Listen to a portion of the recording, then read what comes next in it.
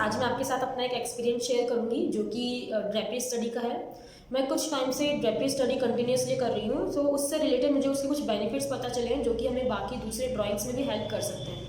But इसके पहले मैं आपको ये बताना चाहती हूँ कि ड्रेपरी स्टडी आप तभी कीजिएगा जब आपको वैल्यूज़ की और ट्रांजेक्शन की नॉलेज बहुत अच्छी हो। अगर आपको वैल्यूज़ की और ट्रांजेक्शन की नॉलेज नहीं है तो आप ड्रेपरी स्टडी में अगर आप करेंगे तो आपको थोड़ा डिफ़िकल्टी होगा, साथ में आप डिस्करेज हो जाओगे, डिमोटिवेटेड हो जाओगे। तो इसीलिए ड्रेपरी स्टडी तभी कीजिएगा जब आपको वैल्यूज़ की नॉलेज हो, आपकी ड्राइंग इंप्रूव हो चुकी हो और ट्रांजेक्शन की नॉलेज हो। उसके बाद में ही आप ड्रेपरी स्टडी कीजिएगा। तो अभी हम स्टार्ट करते हैं। ड्रेपरी स्टडी के लिए हमें मुझे जो बेनिफिट्स पता चले, एक तो हमें ट्रांजेक्शन की प्रैक्टिस बहुत ही अच्छी होती है क्योंकि ड्रेपरी के अंदर मोस्टली ट्रांजेक्शन बहुत स्मूथली होता है और सडनली ट्रांजेक्शन होता है। फॉर एग्जांपल जैसे कि ये वाली है, इसके अंदर आप देख सकते हैं कि जितने भी ट्रांजेक्शन हुए हैं बहुत स्मूथ हुए हैं। जैसे कि ये वाला जो ट्रांजेक्शन है बिल्कुल मिड टोन्स है और ये जितनी भी वैल्यूज़ आपको इसमें दिख रही है ना, वो सभी लाइट वैल्यू का ही पार्ट है। बट हमें समझना होता है कि कहाँ पर हमें कितना डार्क देना है, किस वैल्यू को हमें कितना डार्क करना है। इसके अंदर आपको या तो बिल्कुल डार्क वैल्यूज़ मिलेगी जो कि यहाँ पर है, या फिर बिल्कुल लाइट टोन्स मिलेंगे। मिडल टोन्स यहाँ बहुत कम मिलेंगे आपको। कुछ जगह पे जैसे कि यहाँ पर आपको मिडल टोन मिल सकता है, कुछ जगह पर आपको मिड टोन्स मिला है। जब भी आप ड्रेपरी स्टडी करो ना, तो मेरी एक एडवाइस है कि आप सबसे पहले अपनी वैल्यूज़ को, सबसे पहले आउटलाइन को इम्प्रूव कीजिए, देन आप सबसे पहले वैल्यूज़ को और ट्रांजिशन पे फोकस कीजिए। अगर उसमें कुछ पैटर्न है, जैसे कि कुछ प्रिंटेड ड्रेपरी होती है, तो अगर उसमें कुछ पैटर्न है या फिर कोई उसके अंदर रफ या फिर सॉफ्ट इफेक्ट है, जो अगर उसमें कुछ भी इफेक्ट है तो उसको एक बार इग्नोर कीजिए। स्टार्टिंग में केवल और केवल वैल्यूज़ पे और ट्रांजिशन पे फोकस कीजिए, ताकि आपकी ये दोनों अगर चीज़ें इंप्रूव हो गई तो उसके बाद में आपको इतना टाइम नहीं लगेगा जो उसका टेक्सचर है उसको कॉपी करने में। तो पीछे मैंने बैकग्राउंड रफली दिया है ताकि बस ये ड्रेपरी बाहर निकल के आ सके। तो यहाँ पे आप देख सकते हैं शाइन कर रहा है ग्रेफाइट का होने के कारण। यहाँ पर एकदम डार्क है, ये आपको कुछ टोन बिल्कुल डार्क दिखेंगे और कुछ बिल्कुल लाइट, और कुछ एरिया है जो बिल्कुल हाईलाइट। तो इसमें जो सॉफ्ट इफेक्ट आ रहा है, जो बिल्कुल स्मूथ ट्रांजिशन हुआ है, ये मुझे ड्रेपरी से काफ़ी अच्छे से समझ में आया है क्योंकि ड्रेपरी में जितने ट्रांजेक्शन होते हैं उतने और किसी सब्जेक्ट में नहीं होते हैं। और सेकंड चीज़ कि इसमें सडनली ट्रांजेक्शन होते हैं। जैसे कि एक एग्जांपल देती हूँ फोल्ड का। जैसे कि आप ये वाला फोल्ड देख सकते हैं, यहाँ पे कितना डार्क है, इसके जस्ट पहले धीरे धीरे वो लाइट होके फिर धीरे बिल्कुल लाइट हो गया। यहाँ पर आप देख सकते हैं ये वाला बिल्कुल डार्क है इस साइड, फिर धीरे से ये एकदम बिल्कुल लाइट इफेक्ट की तरफ आया और इधर बिल्कुल प्योर वाइट हो गया। तो ये जो सडनली ट्रांजेक्शन होते हैं ये ड्रेपरी में ही होते हैं। इस साइड आप देख सकते हैं ये वाला जो फोल्ड है बिल्कुल पतला है, यहाँ पे एक साइड आप बिल्कुल लाइट देख सकते हैं, एक साइड बिल्कुल थोड़ा मीडियम टोन देख सकते हैं। इसी तरह ये जो फोल्ड के थ्रू हमें जो ये ट्रांजेक्शन सीखने को मिलते हैं, ये ड्रेपरी में बहुत अच्छे समझ में आता है, डेप्थ हमें समझ में आती है। और ड्रेपरी बहुत ही खुद में ही बहुत इंपॉर्टेंट सब्जेक्ट है। ये वाली सेकंड ड्रेपरी है, इसके अंदर हमें जो डार्क टोन है वो बिल्कुल कम देखने को मिलेंगे। सभी के सभी या तो बिल्कुल लाइट है या कुछ मीडियम टोन्स है। बैकग्राउंड को अगर आप इग्नोर करते हैं तो ड्रेपरी के अंदर आपको बहुत कम डार्क टोन्स देखने को मिलेंगे। कुछ जगह पे जैसे कि एक ये वाला पोर्शन है, यहाँ पर आपको डार्क टोन देखने को मिल रहा है, वो भी मीडियम टोन का पार्ट है, डार्क एक भी पोर्शन नहीं है यहाँ पर। जैसे कि इसमें था पहले वाली जो ड्रेपरी थी, पहले वाली ड्रेपरी के अंदर आपको dark effect plus light tone देखने को मिल रहे थे और कुछ एरिया में मिड टोन्स भी थे। लेकिन इसके अंदर आपको पूरी मिड टोन, पूरी लाइट वैल्यूज़ की फैमिली है। इसके अंदर आपको एक भी डार्क टोन देखने को नहीं मिलेगा। सिंगल यहाँ पे एक थोड़ा सा मिड टोन देखने को मिलेगा, बट डार्क टोन एक भी नहीं मिलेगा। तो अगर हम ड्रेपरी लेते हैं तो आप स्टार्टिंग में थोड़ा इजी लीजिएगा ताकि आपको वैल्यूज़ को समझने में थोड़ा हेल्प मिले, और टाइम दीजिएगा। ड्रेपरी को मैंने ये चीज़ अपने आप में नोटिस की है, अगर हम स्पीड में करेंगे तो हमें वैल्यूज़ की कहीं ना कुछ वैल्यू मिस हो जाएगी या फिर रॉन्ग होगी। तो अपने आप को पूरा टाइम दीजिए। मुझे अराउंड ये वाला ड्रेपरी करने में मोर देन 10 डेज़ लगे हैं, और हर दिन मैंने इसको 2 घंटे 3 घंटे के आसपास मैंने हर दिन दिए इस एक ड्रेपरी को।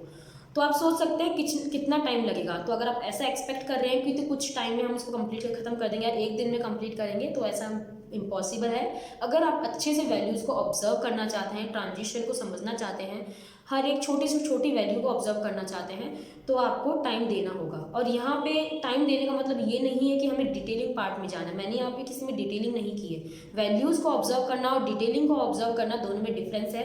कई बार हम कंफ्यूज हो जाते हैं कि छोटी छोटी वैल्यूज़ को ऑब्जर्व करना मतलब डिटेलिंग को ऑब्जर्व करना, वो बिल्कुल गलत है। वैल्यूज़ अलग पार्ट है, डिटेलिंग अलग पार्ट है। जैसे कि मैंने यहाँ पर ये वाली जो वैल्यू है, ये वाला जो आपको फोल्ड दिख रहा है, इसमें आपको धीरे धीरे यहाँ पे थोड़ा डार्क है, फिर धीरे धीरे वो लाइट हो रहा है। तो अगर हम स्टार्टिंग में बिगनर हैं तो हमें ये पूरी एक ही वैल्यू नज़र आएगी, इसमें कुछ अलग चेंज नहीं दिखेगा। बट अगर हमने इसके अंदर थोड़ा वैल्यूज़ को समझना स्टार्ट कर दिया है तो हमें समझ में आएगा कि यहाँ पे थोड़ा डार्क पोर्शन है, फिर वो धीरे धीरे लाइट की तरफ मूव हो रहा है। तो अगर इसको समझना है तो ये चीज़ बिल्कुल भी डिटेलिंग का पार्ट नहीं है, ये चीज़ वैल्यू का पार्ट है। तो हमें वैल्यू को अच्छी तरह समझना है, चाहे वैल्यू कितनी भी बारीक हो या कितनी भी लार्ज एरिया में हो, वैल्यूज़ को समझना काफ़ी इम्पॉर्टेंट है। इस ड्रेपरी के पहले मैंने ये वाली ड्रेपरी की थी। इस ड्रेपरी में आप देख सकते हैं कुछ छोटे छोटे रिंकल्स हैं। तो कुछ कुछ ड्रेपरी में आपको ये इस तरह के छोटे रिंकल्स भी मिलेंगे। अगर वो ड्रेपरी कुछ ज़्यादा उसमें सलवट है तो हमें वो भी कैप्चर करने आने चाहिए, ताकि उसको ऑब्जर्व करना आना चाहिए। वो डिटेलिंग का पार्ट नहीं है, मेरे अकॉर्डिंग वो डिटेलिंग का पार्ट नहीं है, क्योंकि वहाँ पे हमें रिंकल्स शो करने हैं। तो क्योंकि ड्रेपरी में सबसे इंपॉर्टेंट रिंकल्स ही होते हैं। अगर हम रिंकल्स शो करते हैं तभी हमें समझ में आता है कि ड्रेपरी कहाँ से कैसे फोल्ड हो रहा है, कितने एरिया में फोल्ड हो रहा है और उसका फोल्ड कितना बड़ा है। तो जैसे कि इसमें आप साफ साफ देख सकते हैं, यहाँ पे कुछ छोटे रिंकल्स हैं जो कि बहुत छोटे एरिया में फोल्ड हो रहे हैं, और बहुत सारे बड़े फोल्ड्स भी हैं। जैसे कि ये वाले फोल्ड आपको यहाँ पे दिख रहे होंगे, यहाँ पे दिख रहे होंगे, छोटे छोटे फोल्ड्स हैं। अगर हम यहाँ पे कुछ करते हैं कि यहाँ पे प्लेन एक वैल्यू देके देन वहाँ पे इरेजर से वाइट एरिया निकाल देते हैं, तो उससे फोल्ड समझ में नहीं आता है। फोल्ड कैसे समझ में आएगा, क्योंकि अगर ये पार्ट ऊपर हो रखा है तो उसकी जो शेडो है वो ड्रेपरी के बाकी एरिया पे गिरेगी जो उसके नज़दीक में है। फॉर एग्जांपल आपके इसके ना देख रहे होंगे कुछ पार्ट थोड़ा डार्क है, इसके पास का जो एरिया है वो थोड़ा डार्क है। यहाँ पर भी इन फोल्ड के नीचे, ये वाले फोल्ड के नीचे हल्का सा डार्क है, ये वाले फोल्ड के ऊपर हल्का सा डार्क है। तो हमें ये वैल्यूज़ को ऐड करना होगा ताकि हमें फोल्ड प्रॉपर्ली समझ में आए। तो इनको अगर आप ऑब्जर्व करें तो ये डिटेलिंग का पार्ट नहीं है, ये वैल्यू का पार्ट है, जो कि हमें समझना काफ़ी इंपॉर्टेंट है। ड्रेपरी में भी ज़रूरी नहीं है कि आप बिल्कुल वाइट या फिर लाइट कलर की ड्रेपरी ले, आप डार्क भी ले सकते हैं। लेकिन as compared to dark drapery, white colour की या फिर लाइट कलर की जो ड्रेपरीज है वो काफ़ी डिफ़िकल्ट होती है, क्योंकि उसमें हमें वैल्यूज़ को बहुत डीपली ऑब्जर्व करना होता है, क्योंकि वहाँ पे बहुत लाइट वैल्यूज़ होती है। तो as compared to dark drapery, light drapery काफ़ी डिफ़िकल्ट होती है। तो अगर आप स्टार्टिंग कर रहे हैं ड्रेपरी की तो आप मिड टोन ले सकते हैं ड्रेपरी का। फॉर एग्जांपल लाइट ब्लू या फिर लाइट रेड, पिंक कलर, इस टाइप के जो ड्रेपरी के कलर से वो आप चूज़ कर सकते हैं, ताकि स्टार्टिंग में आपको थोड़ा समझने में ईजी हो। देन आपको अगर जब समझ में आ जाए कि हमें किस तरह से ऑब्जर्व करना है ड्रेपरी को, तो आप उससे नेक्स्ट लेवल थोड़ा लाइट और बिल्कुल वाइट ड्रेपरी भी चूज़ कर सकते हैं। आपको खुद को एक्सपीरियंस पता चलेगा कि जो किसी वाइट पार्ट में हम किसी वैल्यूज़ को ऑब्जर्व करते हैं तो कितनी डिफिकल्टी होती है। हमें एक बार लगता है कि ये पूरा वाइट है, इसको हमें पूरा एम्प्टी छोड़ना है, खाली है, लेकिन जब हम करने जाते हैं तो हमें लगता है यार ये फोल्ड नज़र आ रहा है। ये फोल्ड क्यों नज़र आ रहा है? क्योंकि वहाँ पर बिल्कुल लाइट टोन है। अगर आप वैल्यू स्केल को ध्यान से देखेंगे, वैल्यू स्केल के अंदर लास्ट में जो 9 और 10 नंबर की वैल्यूज़ होती है, 10 नंबर बिल्कुल वाइट होता है और 9 नंबर उसके नियरेस्ट होता है, बिल्कुल थिन लेयर होती है, ग्रेफाइट की बिल्कुल पतली लेयर होती है। तो अगर हम उस वैल्यू को ऑब्जर्व करते हैं तो हमें वो फोल्ड समझ में आता है। तो इसीलिए बारीक से बारीक जो वैल्यू है, बिल्कुल लाइट टोन भी हमें समझ में आना चाहिए, इतनी हमें ड्रेपरी की प्रैक्टिस करनी है। अभी मैं करंटली ये वाली प्रैक्टिस कर रही हूँ जो कि फिर से वाइट है, लेकिन इसमें जो सलवट, जो इसकी जो रिंकल्स है बहुत ज़्यादा और बहुत बड़े हैं, उस कारण से इसके अंदर कुछ डार्क टोन्स भी हैं। जैसे कि यहाँ पर ये जो मैंने पोर्शन किया नहीं है अभी, इसका जो इसके ऊपर कोई लाइट है और इसके ऊपर लाइट गिरने से इसकी जो शेडो है ना वो इस पार्ट पे गिर रही है। तो ये जो शेडो पार्ट है, इस शेडो पार्ट से हमें समझ में आता है कि ड्रेपरी कहाँ से कैसे फोल्ड हो रही है। इसका ये आप ऊपर वाला पार्ट देख सकते हैं, पूरा वाइट कलर का ही ड्रेपरी है, बट ये ऊपर में छोटे छोटे फोल्ड है। अभी छोटे छोटे फोल्ड में आप देख सकते हैं कितने लाइट वैल्यूज़ है। हमें स्टार्टिंग में लगेगा कि अगर हम बिगनर हैं तो हमें ऐसा लगेगा कि आउटलाइन करके देन बिल्कुल लाइट वैल्यू करके हमें छोड़ देना है। बट अगर आप इतनी ही वैल्यू करोगे, केवल जैसे कि आपने यहाँ पे किया, फ्रंट एरिया में कर दिया, पीछे को छोड़ दिया, क्योंकि वो दिखाई नहीं दे रहा है, उसमें इतनी ज़्यादा वैल्यूज़ नज़र नहीं आ रही है, तो आपको वो जो फोल्ड है वो समझ में नहीं आएगा। यहाँ पे आपको स्क्रीन पे काफ़ी कम वैल्यूज़ नज़र आ रही है, बहुत लाइट नज़र आ रहा है। हल्का सा यहाँ पर भी, क्योंकि बहुत ज़्यादा लाइट वैल्यूज़ है तो यहाँ पर भी वैल्यूज़ है, आपको कैमरे में दिखेगा नहीं, पीछे डीप में यहाँ पर वैल्यू है, यहाँ पर वैल्यू है, यहाँ पे आपको बिल्कुल वाइट लाइन दिखेगी और यहाँ पे हल्की हल्की वैल्यू है। तो ये कुछ जो बिल्कुल लाइट लाइट वैल्यूज़ है ये भी देना बहुत कंपलसरी है। इनका भी एक, इन्हीं की वजह से हमें जो ड्रेपरी है उसका रियल इफेक्ट, उसका रियल फोल्ड हमें पता चलता है।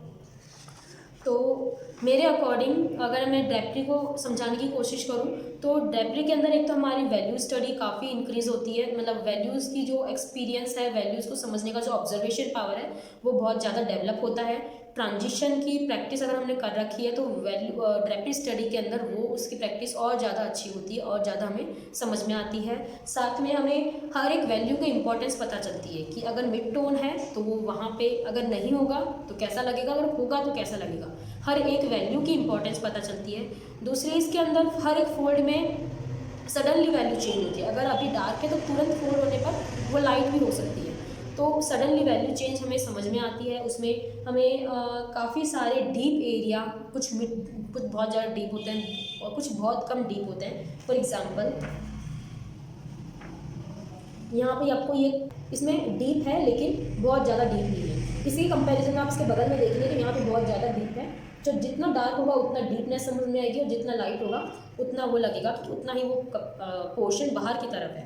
तो वैल्यूज़ की बहुत अच्छी समझ आती है हमें, ट्रांजिशन बहुत अच्छी तरह समझ में आती है। स्मूथनेस जो ट्रांजिशन में होती है, बिल्कुल स्मूथली वो डार्क टू लाइट की तरफ शिफ्ट हो रहा है, वो बहुत अच्छी तरह समझ में आता है। साथ में ड्रेपरी के अंदर हमें काफ़ी लोगों को लग सकता है कि ये वाली ड्रेपरी के अंदर हमें ड्राइंग इतनी इंपॉर्टेंट नहीं है, ड्राइंग को हम इसमें कुछ लाइंस कहीं कहीं ड्रॉ करेंगे तो ड्रेपरी का एक लुक आ जाएगा, फिर हम उसमें वैल्यू देंगे तो वो ड्रेपरी का फोर्स समझ में आएंगे। बट इसके अंदर भी ड्राइंग की काफ़ी ज़्यादा इंपॉर्टेंस है, बहुत ज़्यादा इंपॉर्टेंस है, क्योंकि अगर रिंकल, फॉर एग्जांपल अगर यहाँ पे ये वाला रिंकल हम छोटा करते हैं, ये वाला रिंकल हम छोटा करते हैं और ये वाला रिंकल बड़ा कर देते हैं बाय मिस्टेक, तो वो जो ड्रेपरी है हमें, अगर हम बिगनर है तो हमें समझ में नहीं आएगा मिस्टेक क्या है, लेकिन वो दिखने में अजीब लगेगी।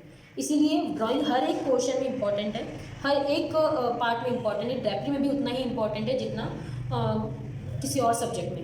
ये चीज़ मैंने इसलिए बोली हुई, काफ़ी लोगों को ऐसा लगता है कि जो बिगनर होते हैं कि ड्रेपरी के अंदर आउटलाइन इतनी इंपॉर्टेंट नहीं है, हम कैसा भी उसको हल्का सा थोड़ा बहुत गलत भी हो गया तो चलेगा, बट अगर आप उसी का सही से ड्रॉ करके देखते हैं तो दोनों में आपको डिफरेंस पता चलेगा, क्योंकि आप बिगनर हो तो आपको इतना इजीली समझ में नहीं आ रहा है कि वो गलत है, लेकिन अगर कोई इसको एक्सपीरियंस्ड आर्टिस्ट देखेगा तो उसको समझ में आएगा कि वहाँ पे रॉन्ग है, ड्रेपरी की ये साइज़ आपने छोटी बना दी, ये साइज़ आपने बड़ी बना दी। तो इसीलिए हर एक जगह पे ड्राइंग की इंपॉर्टेंस है, ड्राइंग को इम्प्रूव कीजिए, आउटलाइन को इम्प्रूव कीजिए, देन स्टेप बाय स्टेप अपने स्किल्स को इम्प्रूव कीजिए। ऐसा नहीं है कि अगर आपको अभी आउटलाइन इम्प्रूव नहीं हुई है, वैल्यूज़ की समझ नहीं, आप डायरेक्ट ड्रेपरी ले रहे हैं, ये उनके लिए नहीं है, ये उनके लिए है जिनको वैल्यूज़ की अच्छी नॉलेज हो चुकी है और जिन्होंने आउटलाइन की अच्छी प्रैक्टिस कर ली है, जिनको ट्रांजिशन की प्रैक्टिस कर रखी है, उसके वो लोग ड्रेपरी को ट्राई कर सकते हैं ताकि उनको वैल्यूज़ की, ट्रांजिशन की, आउटलाइन की और ज़्यादा अच्छी प्रैक्टिस हो और ज़्यादा डीप प्रैक्टिस हो। तो इसीलिए सबसे इंपॉर्टेंट है पहले आप बेसिक प्रैक्टिस कीजिए, फॉर एग्जांपल आउटलाइन, वैल्यूज़ की और ट्रांजिशन की। वैल्यू स्केल आप वैल्यू स्केल बना सकते हैं, ट्रांजिशन के लिए आप ट्रांजिशन स्केल बना सकते हैं। आप मेरे बैक में देख सकते हैं ये दोनों वैल्यू स्केल और ट्रांजिशन स्केल ही है। इसके अलावा आप आउटलाइन प्रैक्टिस कर सकते हैं। ये जब आपके अच्छे से हो जाए, आपके आउटलाइंस और वैल्यू स्केल और ट्रांजिशन प्रैक्टिस अच्छे से हो जाए, तब आप ड्रेपरी की तरफ मूव कर सकते हैं। और यदि आपने ऑलरेडी ड्रेपरी स्टडी कर ली है और अभी करंटली कर रहे हो तो अपना एक्सपीरियंस भी प्लीज़ कमेंट सेक्शन में मेंशन कीजिए। मैं देखना चाहती हूँ कि आपका क्या एक्सपीरियंस रहा, क्या हमारा एक्सपीरियंस मैच करता है, या फिर अगर कुछ न्यू एक्सपीरियंस रहा तो मुझे और बाकी सब लोगों को काफ़ी कुछ सीखने को मिलेगा। तो प्लीज़ अपना एक्सपीरियंस भी ज़रूर शेयर कीजिएगा कमेंट बॉक्स के थ्रू। और कोई क्वेरी हो, कोई क्वेश्चन हो तो वो भी मेंशन कीजिएगा। और आपको ये वीडियो कैसा लगा, इससे आपको कुछ हेल्प मिली कि नहीं मिली, वो भी मेंशन कीजिएगा। Thank you.